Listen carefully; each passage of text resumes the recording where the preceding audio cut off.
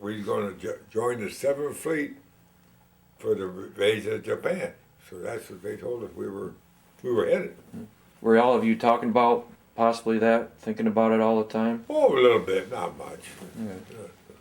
So, You know, it's 18, you're carefree, and you know, yeah. you look at things completely different than you would now. Put that way. All right. Let me see here. Okay, movies like, of course, you know, Jaws plays a thing in the Indianapolis story, as you all know, and we'll talk about that later, of course. But you've told me before personally, and at one of the reunions too, that you will not see movies like Jaws or Titanic. Go ahead and tell them why. So, well, the Titanic, for example, I seen one ship sink, and I don't care to see another one, and I don't care for love stories.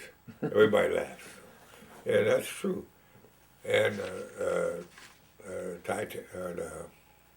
in the movie Jaws, I never cared for it, or I never went to it because, well, I seen all the sharks I want to see, and I didn't realize that it came out that there was something in the movie about the ship.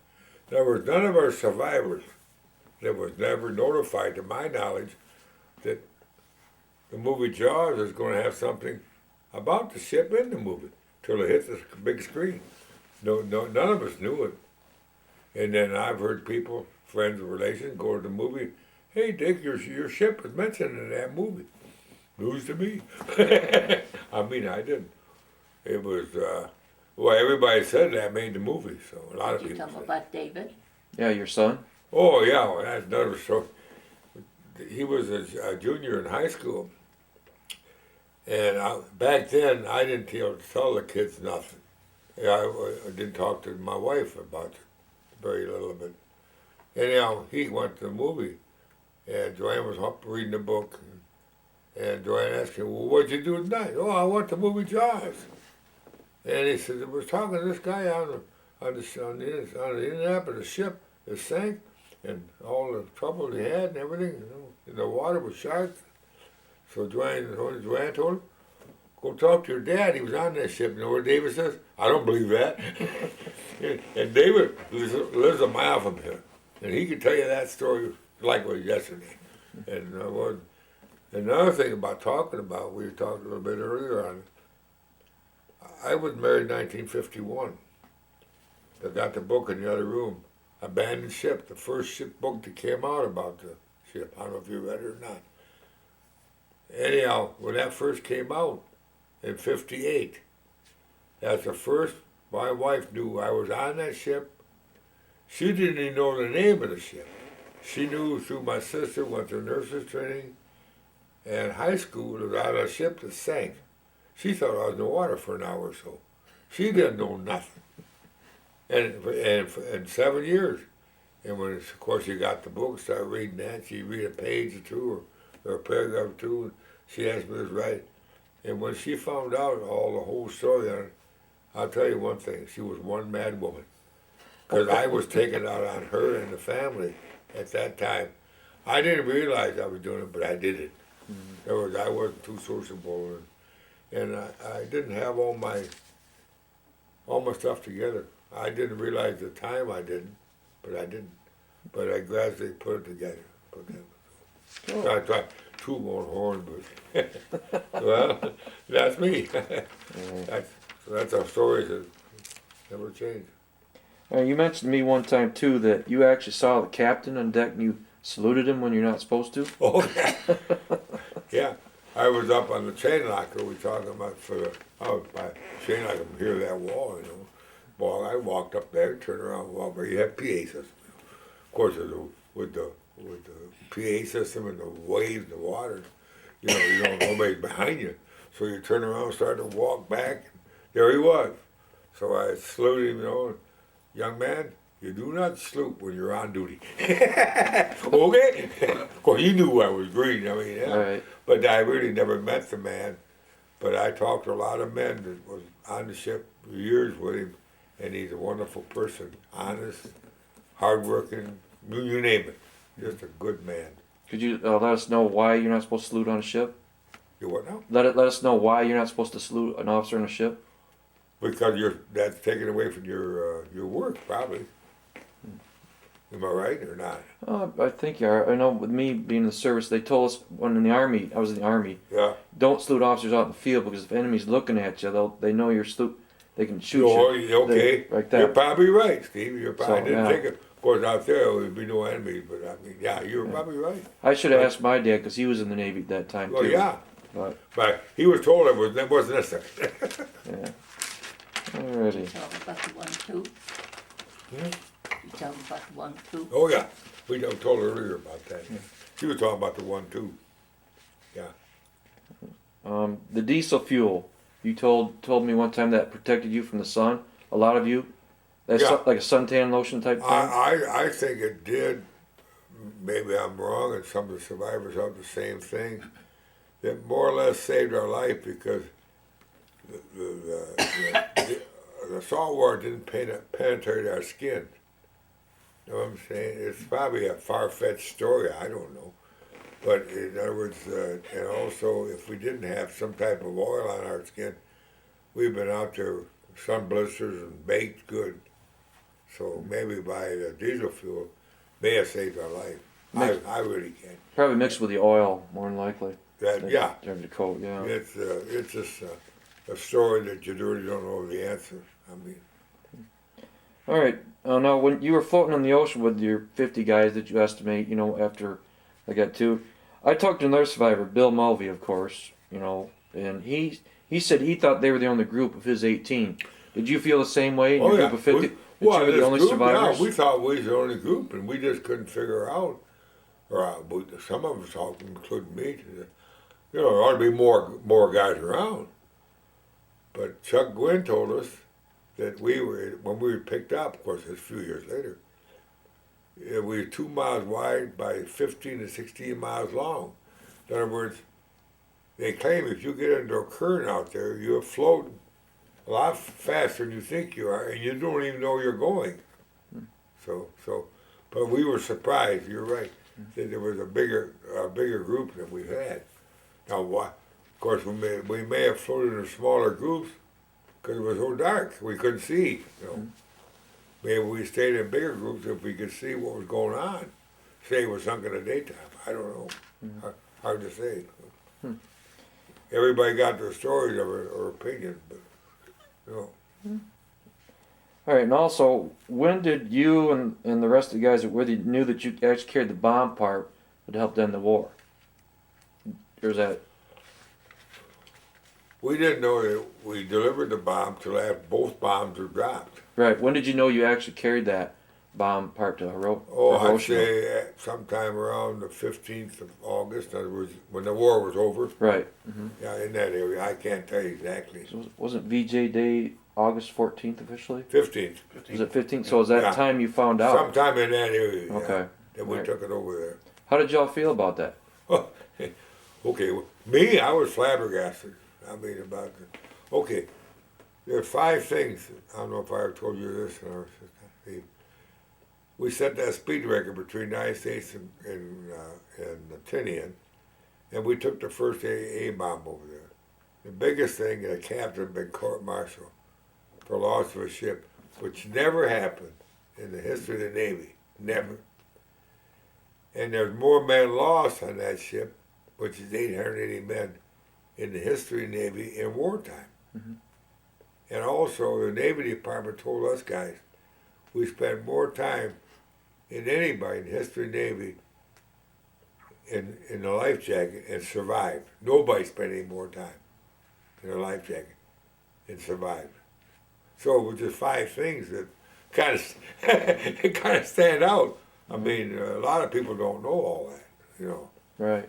So I don't know if you knew it or not, Steve. I knew most of it, but it's, I thought I've always you might. liked I don't know. hearing the story anyway. It's, see, the whole thing is, okay, Esther and I, we went to Bronson, Missouri here 5 years ago to the rescue ship reunion. We had a good time. I talked to some of the guys around the rescue ship. The Doyle, was it? Yeah, Doyle and there was a couple from the Bassett, I think they were from. Yeah, Doyle. Anyhow, when they try to pick us up, for example, our skins just kind of folded up like accordion. Our kids were so soft, so tender, and loss of weight, soaking that diesel fuel for, and also salt water for all that time. We were in bad shape, I'll tell you, real bad. A good example is I went to Grand Rapids just before we got married yesterday with my daughter to talk to the Fine Arts Society, they call it, about people with money. Well, there was a man there, he said he was a doctor. He said he had connections with us guys. He was a corpsman in the Navy, and he took care of us. And I said, well, I went to the Prelude to the doctor, or in the hospital. Where were you? She said, Prelude.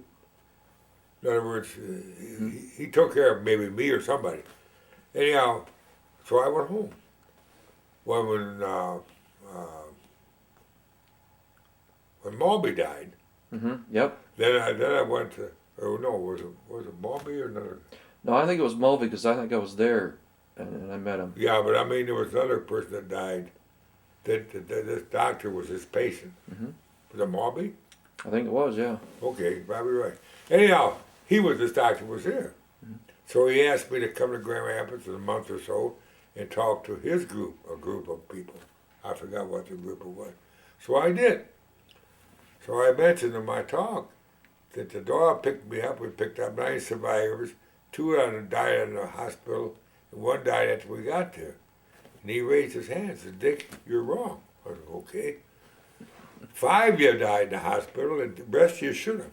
That's the word he used. 5 of them died. Now, I didn't know 5 died. I thought 1. That's how close I was dying. That's awful close, put it that way. So I don't know why I come to, I don't know. Did you tell them how the men on the Doyle went back to look for more men? No, I did not know.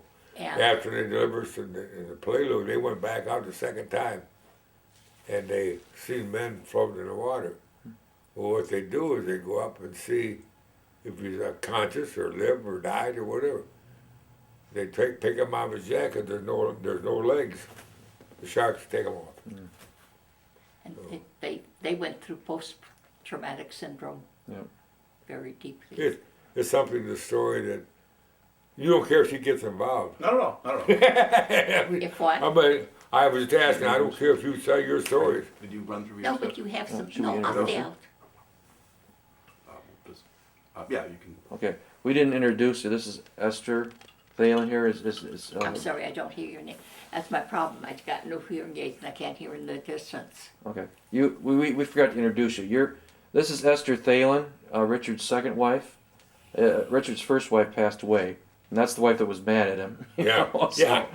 But anyway, that's why she knows part of the story Richard too. and I are married almost She knows it 10 because years. she's been with me 50 times, or 50 of my talks at least, in the last 8, 9 years, and she learned a lot. And so, Yeah. and when I go talk, she sits in the front and says, sometimes I forget part of the story, she fills me in. Put that way, it makes it more interesting. Well, anyway, a couple more questions from me. When did you hear about Captain McVeigh's trial, and how did you feel about it? Okay. We come home in October, and we had to go back to downtown Detroit, the Federal Building, in November. His trial started December 3rd, the same year, the next month. And we thought it was awful. In fact, one of our men down there had to go to trial. Ray St. Clair, his son was at our last reunion. We become real close friends because I knew Ray St. Clair. Anyhow, it was awful. And I talked to lawyers since then. There's no way they could put that trial together in such a short period of time.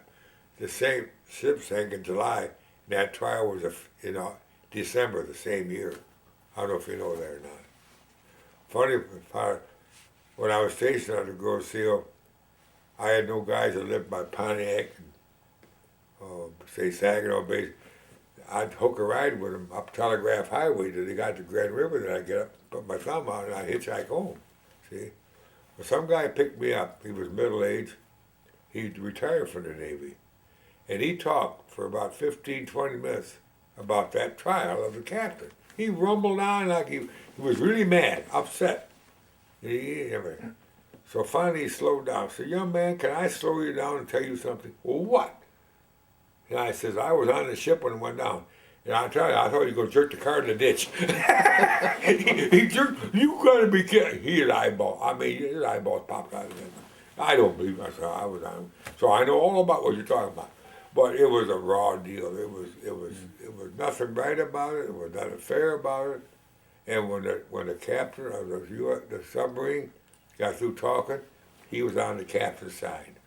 He made the Navy Department look like chumps. Now, when you mentioned captain submarine, Japanese submarine, right? That's right. Yep. In other words, he thought it was a big disgrace to the Navy to do this. We never, and none of our Japanese countries ever done this. So Yeah. we were wrong to even put him on trial. One more thing I got, and then we'll go over. You told me a few times that because I asked you straight up that all these major events in World War II, like Pearl Harbor, Battle of the Bulge, D-Day, Midway, other things, made movies about them. The Indianapolis is one of the few big stories I haven't made a movie about. You told me that you've had producers and writers call you from Hollywood, and what was and go ahead and tell us I a story just about heard that. a letter the other day. In fact, I just seen one the other day about she trying to make a movie. Mm-hmm. And I was telling him before my interview started why they're not going to make a movie, because the Navy Department shoots them down. They were talking, Steve, about making a movie for 15, 18 years ago. Mm-hmm. This is about the third or fourth producer that think they're going to do it. And they ain't going to do it. Because I heard through two good sources, the first two, they had it partly wrote in production. Navy said, you're not going to do it. It's a big disgrace for the Navy. Big, and especially during the Iraq War and the wars we've been in, that ain't very good publicity. Even though it was 70 years ago. How many? Even though it was almost 70 years ago when it happened. 70. 70. 70, oh yeah. Yeah, even It's though- 70 years coming up. Yeah. Yeah, So- I know. Oh yeah. Oh yeah, it's, but still, I told the producer just in July, it's never going to happen till after all of us are dead. And they might be out. Our kids will see it, but we won't see it. Which I don't mean a hoot to me. All it would be, if it did produce it, it would be a lot of people knocking on my door for my story. And they would, in my opinion, I told that for the people drive me crazy. Want to know the whole story. But I've been to so many places to talk around here. And, well, like you said, you said that the man that he talked to already heard my story. Mm-hmm. So, I don't know if I told you, I talked to a floor of Congress in Lansing. I don't know if I told you that. They asked me to talk there one time. This is about 10 years, 11 years ago, right after Joanne died. So, yeah, about 11 years ago. So everything turned out good there, too. And they said I did a good job, so. And so many places that it's unreal, put it that way. But Esther and I have both agreed on it. She's been to a lot of them. It's an education because the people you meet. Mm-hmm. And with people that are willing to listen to you or some of them. And sometimes the questions they ask, So it's unreal. Oh yeah, definitely.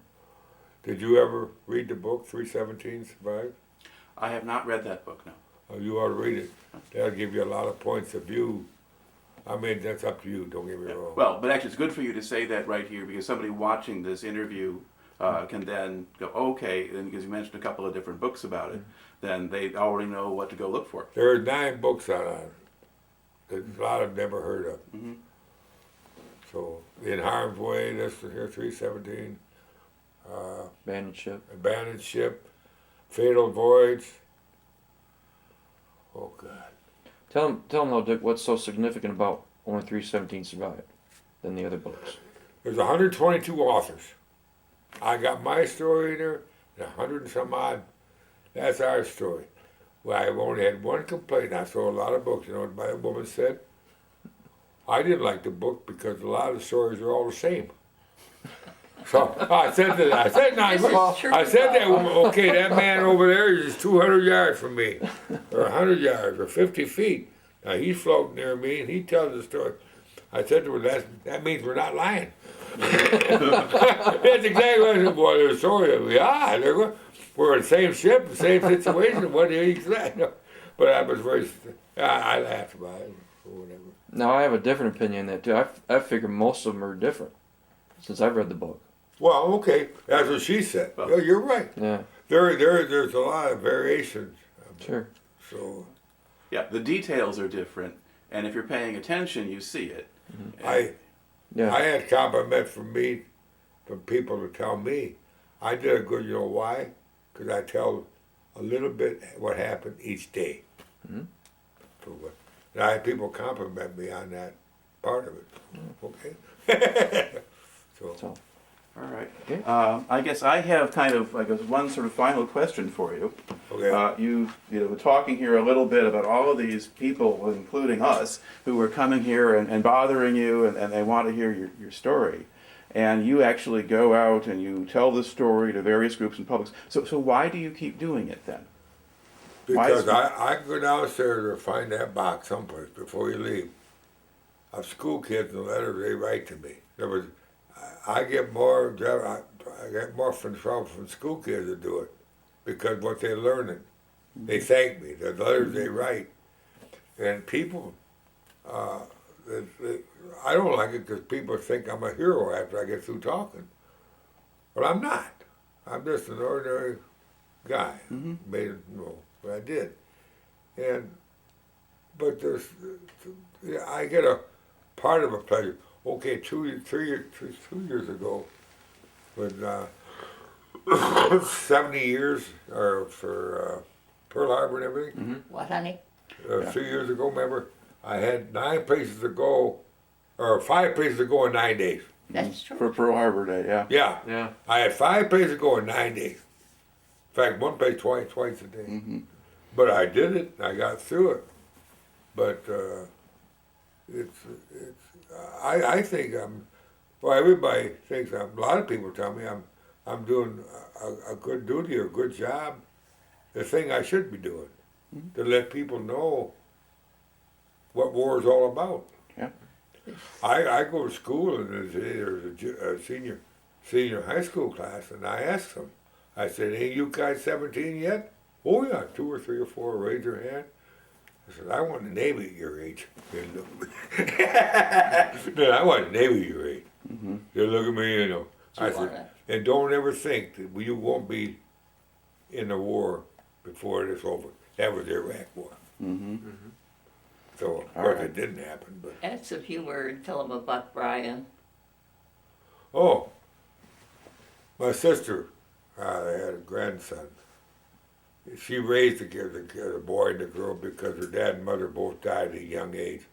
So she took it upon herself to raise these 2 kids. Brian was a hellraiser. I mean, he's a smart kid because he's in college now and doing real well. And a smart kid, but he just wouldn't apply himself. So I think he was a junior, or no, senior. Anyhow, he had to write an article about some different thing. So he decided to write an article on the USS Indianapolis. You know what the funny part about it? The race says, "That's the only A I ever got in school." It's true, sir. It's the only A I ever got. Boy, he was happy around cloud 9. He was a good student, but he just wasn't playing. Yeah. He's smart, but he just wouldn't, Yeah, well, he had a reason to do it right. Well, I guess and he got an A on it. Boy, he was running around cloud 9. But a good example. All right. Yes. I forgot to mention, could you just tell everybody what the city of Indianapolis is naming after you? Because there's quite a bit down there now at your reunions and stuff recently they did. You mean other ships, you mean? No, your ship. What the, they the, the the, name cit- things. the city of Indianapolis, are they doing something to commemorate you? Oh or- yeah, we got a monument down there. I showed you a picture in the other room. And we got a museum down there in the Veterans Building. And in other words, okay, in 1958 and 9, we went down there to put the reunion together. Mhm. The first reunion in 1960. We wanted a stone in Monument, Veterans Memorial Park, about the ship, a plaque on it, 8 by 10, 12 by 20, a bronze plaque about the ship. We could not get one. We talked to the mayors, we talked to the city councilmen, we talked to the Convention Bureau in 1960, 65, 70, 75, 80. In 1985, we got a bank and the insurance companies and some big shots got interested. That's when we got the money. What I'm trying to tell you, people, things are different even in the city of Indianapolis. We could not get nothing in that city for 30 years. Mhm. And we kept pushing. We kept pushing. We finally got it. You know what I'm saying? Well, I mean, actually, thanks to the efforts of the survivors to make sure the story gets No. out there too. Okay, Because you, I'll show you a magazine when we first go get it. 3 days ago, I subscribed to the Cruiser magazine. I don't know if you ever heard of it or not, ever seen it. No. I'll show you the other room. It came out the other day. There's a big article about the ship in that magazine. hmm And if you want to, just sit down 10, 15 minutes before you leave and read it. In other words, there's a lot of things, even how the bomb, the trial, what happened before, not all in the water. You And- just get yeah. through it. And did they get it right?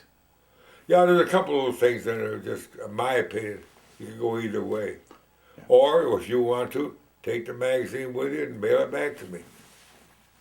All right. Okay. You've done. I think. What I was starting to say there was, I think that you and the other guys who've actually told this story and made sure it got out there, you've done a service not only to the people who didn't make it, but also these days. I mean, the historians, the professionals. I mean, they know that the captain was not guilty of anything. That we understand that, and that the trial basically was wrong, and maybe someday the Navy Department will wake up and decide that, or let them make their movie. But it's very important that you do what you do, and now that you're here, then an awful lot of people anywhere and for a long time to come will be able to see you tell your story. Well, some people can't do it. For example, Jerry Mitchell, the one I joined the Navy Mhm. with, he just died here about 3 years ago. And I asked him to go with me, and he wouldn't do it Mm-hmm. because he just couldn't talk about Yeah. it. He went to our first reunion in 60. He didn't go to another reunion until about, I think, 1990, 95. Because he couldn't even bear talking about it. So when he went to, he missed them 30 years of the reunion, and I asked him, how come you're going now? You know what it was? My kids talked me into it. Mm-hmm. So that was, Yeah. and he didn't put no bones about it. Which is everybody's their own thing. Right. Some people, now I don't, but even with that for me, when I first started talking, I would break down and my voice, maybe not cry, but my voice would crack.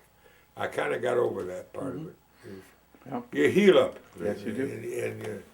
And I think, and everybody says it where I go, I'm doing a good thing. You certainly are. Well, as far as I'm concerned, I talk to different principals, different schools lots of time. I don't know why you don't have me come every year, because there's a different group of kids every year. Mm-hmm. But some of them just don't get the message, so they don't. It bothers me to a point, but they don't know really. They think they're doing a good thing because they got me once. Mm-hmm. Now they can wait 3-4 years to do it again, but they won't do it. All right. Well, at least this time we now have you. So I'd just like to thank you very much for taking the time to talk to us Yeah. today. All right. I got to tell you something off the camera. All right.